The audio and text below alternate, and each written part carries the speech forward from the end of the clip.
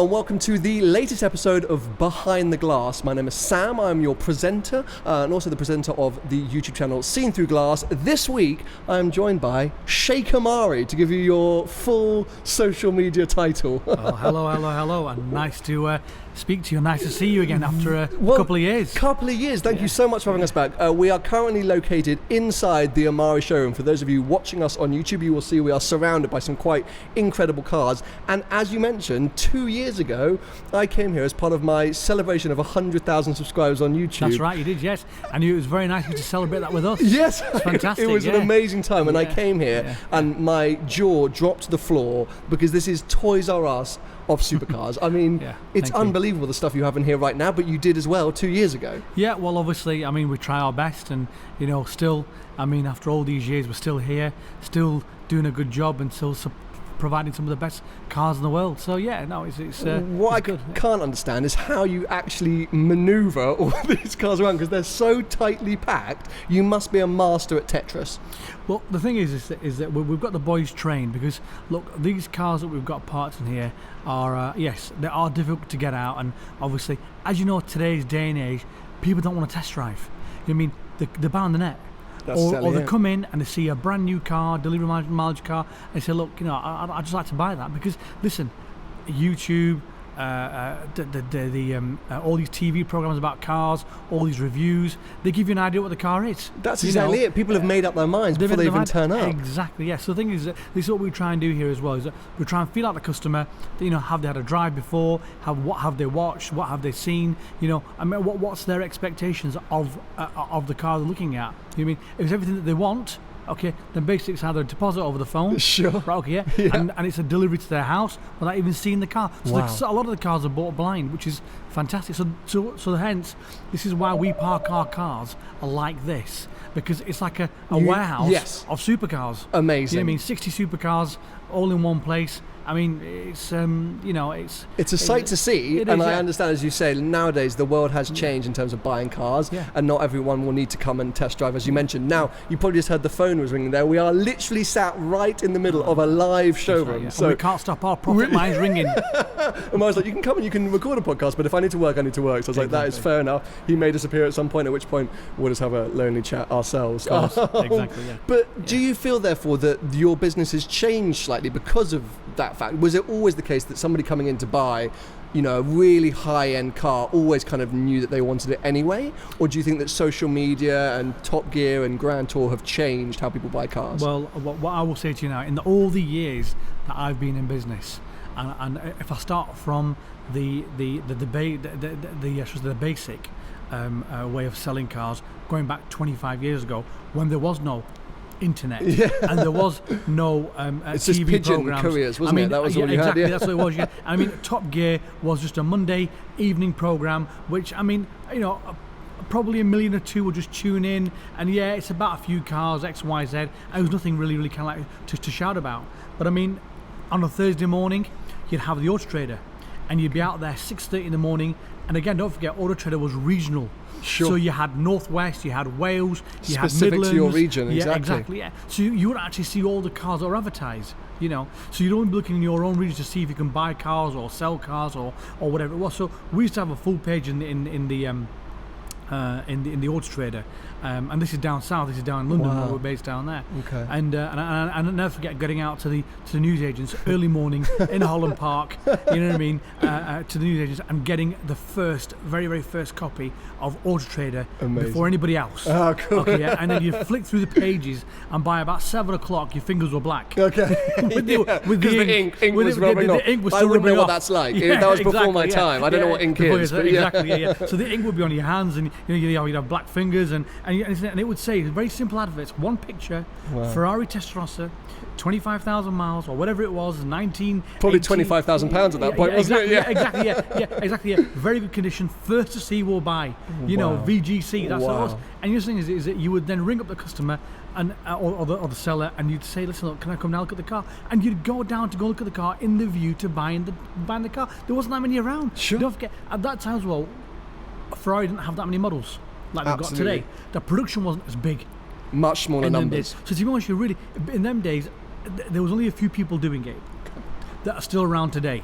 obviously the old boys, you know what I mean, they're still here today. I'm here, they're here, which is great. You know what I mean? It's a great credit to our industry, and we've all got a lot of respect for one another. But I mean, they'll know where I'm coming from about this, because those are the golden days where you could buy cars, where you could sell cars. You know what I mean? Now, obviously, we've then moved on to the internet, and between the internet and this, there's one magazine that came out, which you all know, which is Top Marks magazine, and Top Marks came out on a Thursday. Yep. So we were all bulleting our adverts into there. You know what I mean? And luckily, obviously, your fingers never got black in that, but it was a glossy magazine. There we go, so love a it glossy, was a bit of an uplift. But what we did is what we did back in 1995, 96, is that a very, very good friend of mine who bought a few Lamborghinis off me was a techno dude.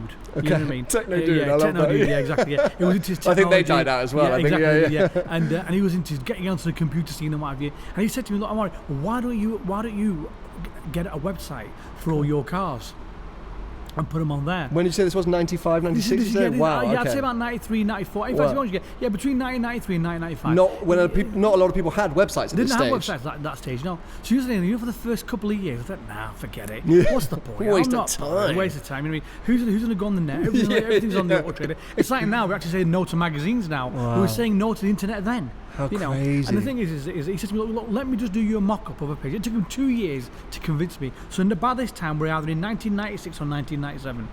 When he convinced me to do it, and when we got the website up and running live, it was now finding the punters at the other end that actually had a computer. Yes, we'd actually log on and for a reason to actually go to your site. And you say to them, listen, do you have a computer? What's one of those? Why do I need one of them? Well, I it's can a go and buy telly Auto Trader. with a keyboard, and you tap away. Oh, right, okay. And the thing is, in them days, also, if you did have a computer, let's say, I mean, I'm not talking about Commodore 64s now. I'm talking about a PC. Yes. Yeah. Okay. Okay. Yeah. PC. Yeah. I mean, what you do is that you'd download. You type in the web address, which would be very, very long. Okay. Then you'd click on the link. Okay. Yeah. Or the actual web page, and then it would take forever to download. Amazing. So by the time you downloaded the one picture on that car, okay, yeah, you would have probably got a full car built. I'm learning so much, and I'm sure some of our younger viewers are as well. Exactly, the wonders of the early days on the internet. So that's how it was in those days. Okay. So everything was very, very slow. But the thing is that people like that 3 pictures, 4 pictures, of a car that could see it. Absolutely. And then what I started doing then I started doing more text on cars, more information about cars, X, Y, Z. And I mean, I'd like to say, and I'm please excuse me for being big-headed, and I'm going to be. Look, I was the first person going back maybe 10, 11 years ago to put 30 pictures per car on my website. If you can't be big-headed, I don't know what we're doing in this world. Exactly. That's a British mentality that you have to talk down success. Yeah, exactly. Man, if you think that was you, then that was all you. That was me, and I always strongly stand by that. And if my web guys listen to this now, who's been with me for 10, 11 years, Barry, if you're listening, you know exactly what I'm talking about. Because go on, Barry. We were in a meeting with him the other day about our new website. But anyway, having said that, is that the way it's all changed now is massively because look, we're now on the World Wide Web. You can look at a car in America in a second. Yeah. You can look at a car in Japan. Japan. The pace of things is so just quick. so fast. And the way that we consume information, I think, like our brains are trained to be so quick at just taking in information, whilst before they would log onto your site, look at every one of the 30 pictures, read all the text, go back, think about it during the week. Now it's an Instagram swipe, isn't it? It's an Instagram swipe, yeah. And not only that, but the thing is look, nowadays, who can be bothered reading? Yeah. No one wants to read anymore now. So what you do is that you either click onto a review, and listen about it all, and take it all in and watch the cars moving in and out and all that sort of stuff, back and forth shots, and then up in the mountains, down in the mountains, and then obviously in the streets and what have you. So I mean, look, if you look at it now, the way of buying cars has changed. Yes, it's a lot tougher, it's a lot harder. I mean, because the World Wide Web has opened the private punter out there to a world of knowledge of the car trade, and guess what? We've all become budding car We've all become. Hello, that's why I'm here today. But I've just thought of a business idea that I think we should invest in together. Go on. What about Tinder for car buying? if you're saying it's the swipe of an Instagram, we need a very rich clientele who can just swipe and go, yes. Exactly. Good idea, that. Actually, well, there we go. We'll talk about it afterwards. But okay, let's cut it back a bit, because obviously we're talking a little bit about your business. But for you, where did the car passion come from? Because you can't have a business like this and for so long without surely being passionate about cars. No. Well, the thing is that we've now been in the car game for over 35 years. Okay, and this is all started from my father. Oh, okay. So my father wasn't in the car game. Okay, but what it was is that my father's a very big into real estate and property in a massive way, and he always has been. Okay. For a very long time, for probably over 40 years. Yeah. But at the same time, he's been a very big car nut as well. Nice. And I remember when I was a kid, you know, I mean, I remember at the age of maybe 3 or 4, him driving around in Ferraris and Porsches and Lamborghinis. And you're screwed at that point, aren't you? Exactly. Yeah. I never forget him turning up one morning in a Lamborghini Espada. Wow. You know what I mean? A 4-seater Lamborghini. Wow. You know what I mean? Those and are I remember the days, this huh? white Espada pulls outside Holland Park, and we think, God, what's this that Dad's bought you? You knew you were never going to be into golfs. Exactly. Yeah, You know, we thought, what? It was the most wackiest car ever. You know what I mean? And my dad said, listen, look, you know, we've already got a couple of Countach's. Okay, well, listen, look, I bought this, and the whole family can go out. Well, Mum was whinging about it. You know what I mean? And I remember that afternoon, that Saturday afternoon, a lovely sunny afternoon. All we did was up and down Park Lane, Knightsbridge, and like they do now. Sure, like you were doing laps. You were doing the early stages of laps. Yeah. And There were I'm no sure everybody else spotters will as out, well, but exactly, yeah. So I mean, the thing is that's where it's all come about, and obviously, you know, we were very, very fortunate enough to have in the early days, you know, an involvement with the very famous brand Lamborghini. Sure. You know, which we ran for quite a long time. Okay. You know, and ever since then, we've just bought and sold supercars. You know, and it's been in our blood, it's been in our passion. You know, I mean, God bless my brother, he's not here anymore now. But I mean, me and him were a real good team. Yeah, amazing. You know, a proper family business. Yeah, you know, business, a family passion. Yeah, exactly. That ends up being it's like now. I mean, me and Saba, my wife, and you probably know us on the Channel 4 £1 Million Motor TV program. We both together run the business. You know. And we also tell our staff as well, listen, look, you're coming into a family business, and look, you know, you're going to be treated like family. This is why our staff are never changing. They've been here for a long, long time. It's a very nice feel, and for those of you who might be international viewers or may have just missed it, Amari did mention there was an amazing Channel 4 show actually, which was about, was it 3 or 4 different sort of prestige dealerships in the UK, and they did a whole segment on you and your wife, as you mentioned, and it's really cool. I don't know if it's still on. Is it still online? It's still on. Yeah, it's still on. Okay. If you go to Channel 4 OD, I think it's called. Okay, 4OD, and it's million. And it's the £1 Million Motors. £1 Million Motors. There you go. You can go back and watch it. It's a really fascinating insight, because I have to say, you're so right about a sort of family feeling, or at least a really friendly, opening environment, because it is amazing when you step in here. You're blown away. These are cars that you do not see really anywhere in the world. You don't know. They're all in one room, and a lot of places you travel and you go into supercar dealerships, they're a little bit snooty. You know, and I find this really big in America, actually. They really sort of look down on you, and they're not very welcoming, and it's just not that friendly. But the first time I came here, I was a relative nobody, and I dropped you a message, I think, out of nowhere, turned up like a little geek with my camera. I was like, oh, can I film your cars? But you were all so welcoming, you know, the whole team here, and it's great to see, and I think everyone's passionate about the cars, and that does come through, which is great. But I want to go back to you specifically, and so growing up with your dad turning up in Countach's and Espadas and things, what was your first car? Right, my first car that I bought was a Ferrari Mondial. Yeah, I had a Ferrari Mondial. Yeah. You know, that's one of my dream cars, because it's often called the worst Ferrari. The worst Ferrari ever, yeah. And that was your first car? Yeah, that's what my dad said to me. He said, look, you know, I'm going to get you some training, and if you're going to learn how to drive a Ferrari, I'm going to buy you the best Ferrari ever. So I thought, okay, what's this going to be then? Yeah, so I actually ended up buying a Ferrari Mondial. Wow. And because I passed my test in 1988, okay, so I was very lucky to have a Ferrari Mondial 3.2. Okay, which is a quattro valve. Yes. Not the old 3 litre. No, not the really dodgy one. Not the really dodgy one. SHIT. You know what I mean? Beep beep. You know what I mean? So I ended up getting a brand new Mondial. I remember it was a black Mondial. Okay, yeah. and I drove it everywhere. That's You know what I mean? amazing. You know what I mean? And it was fantastic, and I used to get my friends in the back. What, You know what I mean? at the time, did people appreciate them? Of course it did. Okay, so at the because time, at that time it was a big thing to have a Mondial. okay. I mean, listen, in them days, back in 1988, what did Ferrari have? They had the 328. Yeah. Oh, let's start from the Mondial. They Sure, had the 328. 328. They had the 400. Yeah. I thought the 412. Which was 412, cool. Car, Which was was a cool. car, yeah. I mean, the city gent, the lawyer, the There city, you go. the what you call the Businessman, yeah. the businessman had that. You know what I mean? Yeah. And then you had the Testarossa. Okay. You know what I mean? Now, The big Testarossa, boy. the big boy. Yeah. Right, okay. Then they brought out the F40, the 288 GTO. Later on, but obviously those were in them days at around about 150,000 quid. I mean, those Well, were the equivalent of the P1s, Yeah, or exactly, you've got a few crazy I mean, things just in to give here you an now. idea, we bought that Mondial in 1988 for 28 grand. You know Which what I is mean? probably what they're still worth. It's still worth today, but 28 grand in them days was a equivalent a to huge around amount about of money. 100 grand today. Yeah, it's like going out and buying a fully spec California, I would, or now Portofino. And funny enough, actually, you had a Mondeo that came in the other day, a white one with a red interior. That's right, yeah, Which yeah, I yeah. fell in love with, because I just thought it'd be amazing to have, what is now thought of as one of the worst Ferraris, which I think is such a shame, because I'm a Ferrari fanboy, as I think I've mentioned to you before, and so for me, none of them are awful, but I like the fact people look down on it.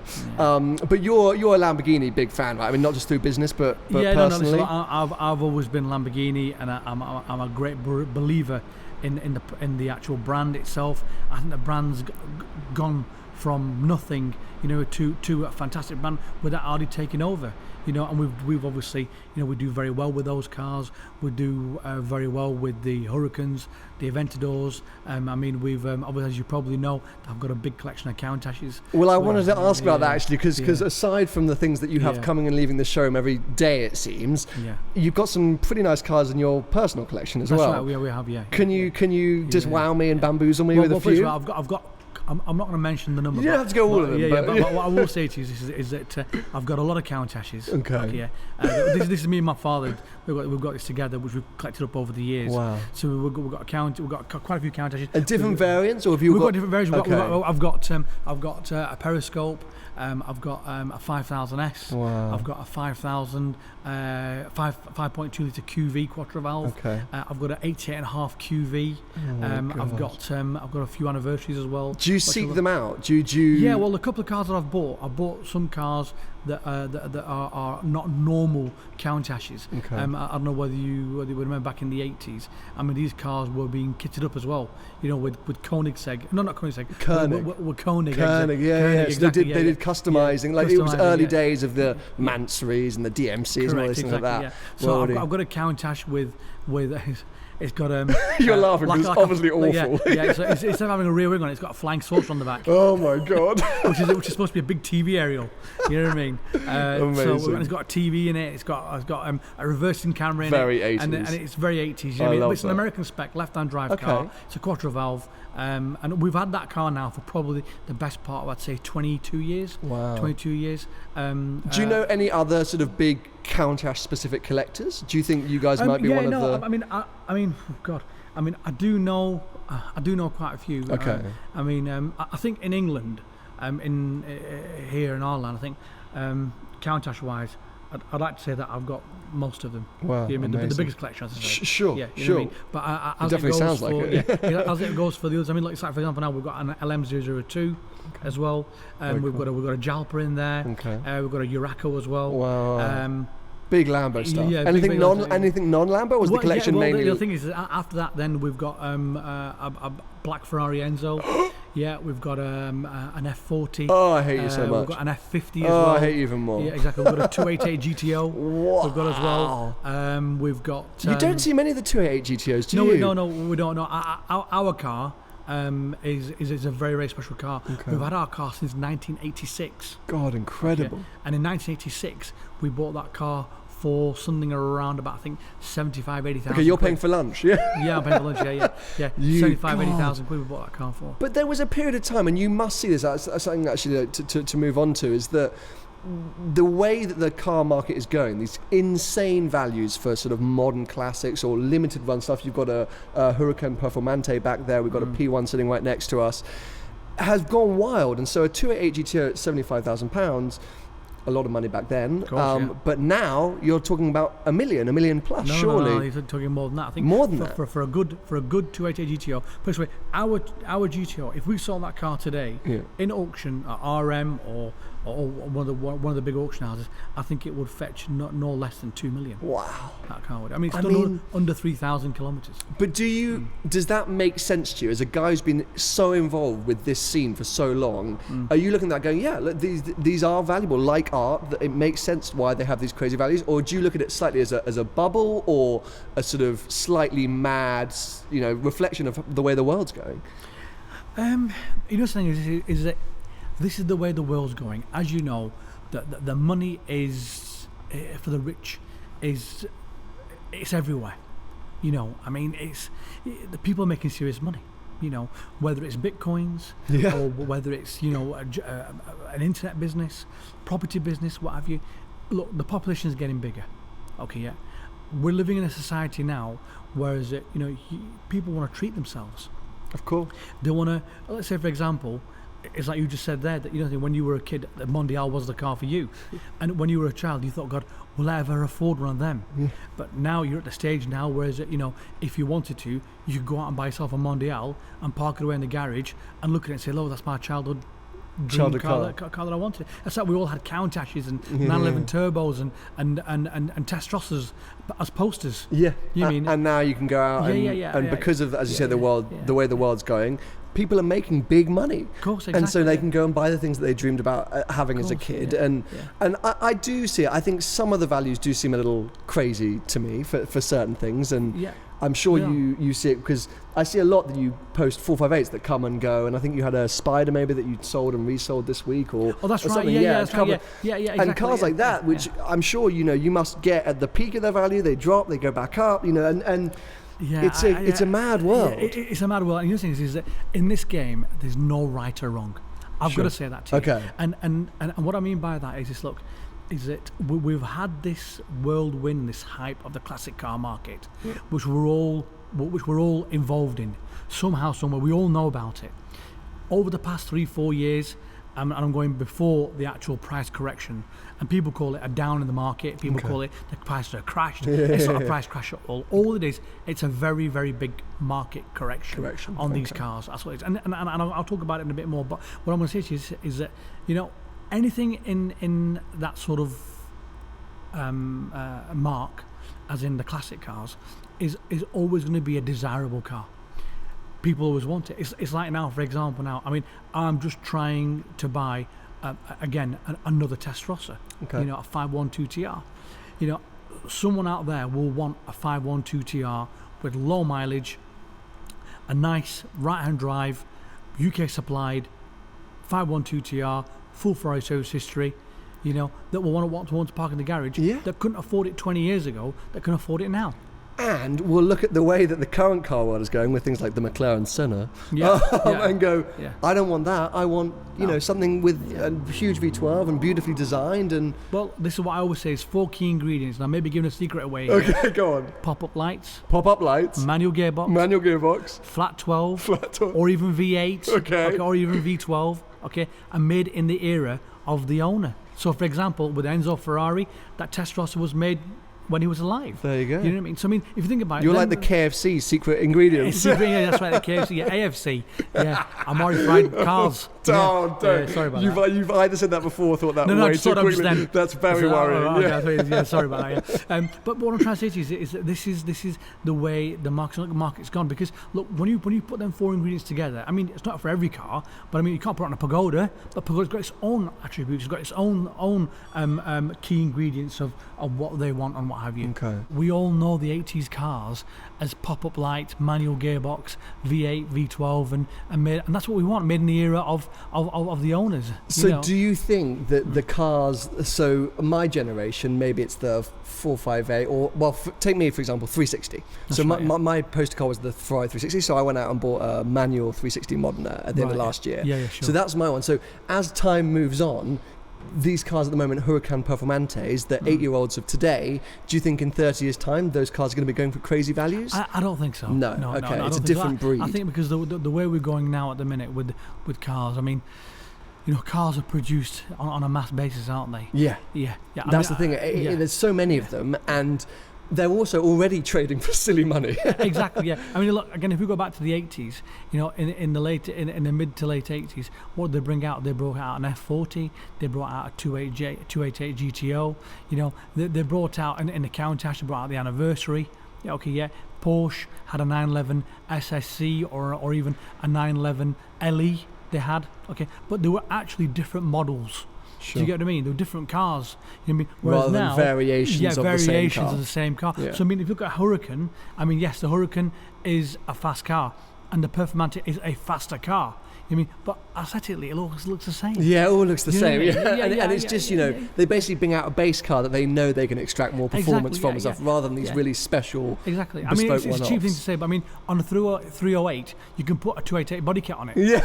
Do you get what I mean? Let's do it. Let's do it. Yeah. But I mean, the thing is, the 288 GTO was a 288 GTO, wasn't it? Okay. And it was a car that was made in limited numbers. Absolutely. And It was a very bespoke, specific project. Yeah, where the Performante, or let's say, for example, the 458 Speciale, or I mean, the LaFerrari is not a production car, but there is quite a lot of them around. Absolutely. In the grand scheme of things. People don't think of it because back in the day they didn't have a number. We're building 499. They actually probably built fewer, but it just wasn't talked about. And this is where it is. Whereas the classic car market will always be there. I'm a big believer in that. And people that talk about the market having a downturn, to be honest, I don't believe it. Look at the results this week that we've had from RM auctions. They've got some great results. Okay, some cars, but very few cars, as expected, wouldn't sell. Or they didn't sell. Okay. Sure. But it's not the end of the world. Listen, the F40 still made its money.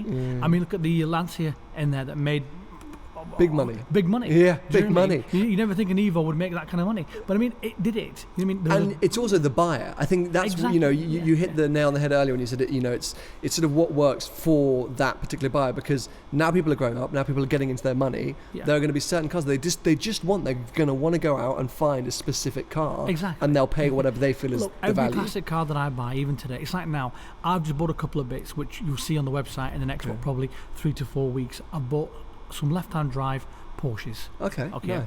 And I bought a Pagoda as well. Okay. Yeah. So just to give you an idea, is that those cars that I've bought are absolutely mint. Okay. You could eat dinner best off of the the engine. Best of the best. Nice. Amazing. Okay. And again, history files. They've got history files with them. Which is what people want when it comes to classics. And if I show you some of the history files that we've got on our cars, you'd be blown away, Sam. But you think, God, that much history, someone kept it. Well, that's the cars we want. We want cars that have been kept, that have been pampered. And those are the cars in the market today that will command a premium and over the odds, because they've got the history with them. Yes. Look, let me give you an example now. What happened? The 360, and this is nothing against what you've bought, because you bought a manual car. Okay. A 360 was a mass-produced car. And you could get them for 30 grand. 2 years ago. 2 years ago. Now the thing is that what happened then is that in the hype, they all got hyped up. Manual 360. Even the F1s started to have a bit more of a flavour behind the manual gearbox, because in them days, you might remember back in 1999, Ferrari winning all the Formula Ones, Absolutely. XYZ. That's why it's called the F1 gearbox. Yeah. Exactly. Yeah. And Schumacher was, the number one racing driver. What did everybody want to be? They wanted to be Michael Schumacher. There you and go. the flappy paddle box was the old. No one wanted manual. You're like, come on, just get a flappy paddle. And the thing is that manual was a standard option. This is the funny thing. Manual was a standard option, and the F1 was a cost option. Yeah. So everybody ticked the manual, the F1 box. Now the thing is, here we are, near enough 16 years on, and guess what? Everybody wants freaking manual. Do you know what I mean? And it's crazy. It's crazy. And so, are there a few cars, in your personal opinion, professional or personal, that you think are overhyped? I do. Go on. I do. Go on. I think a lot of cars are overhyped. I think to start off with, I'd definitely say a lot of the Ferraris are overhyped. Okay. You cut me to the core, but please continue. I'm sorry. Although I am you've got enough Ferraris in here. Listen, I've got more Ferraris than I've got 24 Ferraris in total here. Okay. And the thing is that the brand is fantastic. I love it. Okay. But when I go back to the old stuff, it's like, for example, now Mondials. Yeah. Okay. Yeah. I mean, they're hyped up. Okay. Yeah. 308s. Okay. Hyped up. Yeah. 328s. hyped up. And you're saying this because whilst we might all sit around and go, yeah, Mondale's the worst, they are now going for 80 grand some cases. Correct, exactly. You know, which is crazy when you look at what you could buy as a new car for 80 grand. Correct. Why on earth are people paying 80 grand for a Mondale? Exactly, yeah. And the thing is this is where we're going, then we're moving to, let's say, the 355. Now, listen, if you're going to buy a 355, again, look, it depends on the beast. Because, look, you'll have one 355 which is an import from Hong Kong or from Japan, okay, or from the States, okay, which is coming to the UK because some poor bugger thought that, you know, I want to make money out of this, okay, and they aren't going to because the Europeans won't like it, definitely not. And that 355 there is sitting there with service history from another country, which you can't understand, can't check, and you can't check, blah blah blah. And guess what they want for that 355? They want 85, 90 grand for it. Well, hang on a minute, am I wrong saying that 4 or 5 years ago that car was around about 25 to 35,000 quid? How does that make sense that it's gone so far? So far. But the thing is again, and then if you look at a proper UK supplied right-hand drive 355 manual gearbox, Berlinetta, or even a GTS, even a Spider with fantastic history, you know what I mean? And it might have, let's say, 6 owners on it, but the service history is all pucker, it's all up to date, you know what I mean? It's done nice mileage, the car's tight. Well, you will command the money for that car, but you won't command what people are asking nowadays. I'll be honest with you, I think a lot of people out there, they're a bit crazy. They're going crazy with prices. I'm totally with you there, where I think people are getting ahead of themselves almost, where they're going, oh, I've got this great car, I'm going to sit on it, it's a collector's car and it's going up, and it does affect the way people... I know somebody who bought a 599 GTO, delivery mileage. He said, the worst thing about that car is I can't go near it. He said, the minute I put any miles on it, it devalues it because people, you know, it's got this sort of whole... I said, well, that's kind of a mad point, that the market is such a place that there's such a sort of, you know, a huge premium for a delivery mileage car, which I know there is, but it all just seems a bit too much. It seems a bit too crazy at that point. I've got delivery mileage Countach's, anniversaries. It's the same thing with them. I've got one here with 35,000 kilometres on it, okay, and I've got one with 35 kilometres on it. But you know, the thing is this, is again, it's one of them things. Look, as my recommendation to any of you guys out there looking at a classic car for an investment, look, buy it for the enjoyment. Buy it for what you want, as in, like, you know, your passion. Don't buy what the market wants. Don't buy what the market wants, but buy it. And look, if you make money out of it, it's a bonus. Yeah, that's exactly it. Free mileage. Yeah, free mileage. And this is exactly what happened 4 years ago. Because people bought these cars not as investments, they bought them to drive around in, and hey ho, the market's gone up, I can make some money out of this, flip it, sell it for 20, 30 grand. But don't be greedy though. And the attraction needs to be on these is the price. Because look, the next person that's going to come and walk through my door is going to buy a 355 or a Diablo or a Countach or whatever it is. Just things, he's going to look at the price and say, look, okay, well, if I buy that for this much, what is the attraction? It's the price. If it's sensibly priced, and this is why we sell so many cars. There's so many cars that come through our workshop that we buy, that and in our showroom, that we sell off market. Okay. Because we've got people already lined up for me. Look at this customer that just walked in while we were having our interview. Yeah, absolutely. He just said to me, look, Amari, you know, I'm looking for a really nice 456 low mileage, blah blah blah blah blah. Now, although he's a regular customer, now I know where there's a car. Yeah. I know where I can buy it from. You haven't got one in the showroom right now. Yeah, I've got one right now. But you know, he says, I will go and buy that car, and I will sell it to this customer of mine who's bought 4 or 5 cars off me in the past. But this is, again, it's a sale which is off the radar. Sure. You know what I mean? And this is what we're trying to specialise in now, is off the radar sales. Okay, interesting. I've bought some big bits. I mean, as you can see, we've got an F40 there. Yeah, you've got silly stuff hanging around. We've got an F40 which came in a couple of days ago. Again, we're not going to put it on the market. Okay, we're going to sell it off market because people have come to you and said, I'm looking for F40s, and exactly. Yeah, we're just on with an F50. Nice. Trying to buy that car in a minute. We're on with a couple of Bugatti Veyrons as well. So I mean, look, these are the type of things that we want to get involved in. And listen, at the end of the day, a showroom is a showroom. People can walk in and they can pick and choose what they like, and these are cars that are advertised on the website. Yeah. But I think you're right. I think at the end of the day, if you're looking to buy a Bugatti Veyron, you're probably not on Auto Trader, scrolling through. You're probably doing conversations with people that you have relationships with, and and tracking down specific cars. Yeah. Amazingly, we've run out of time.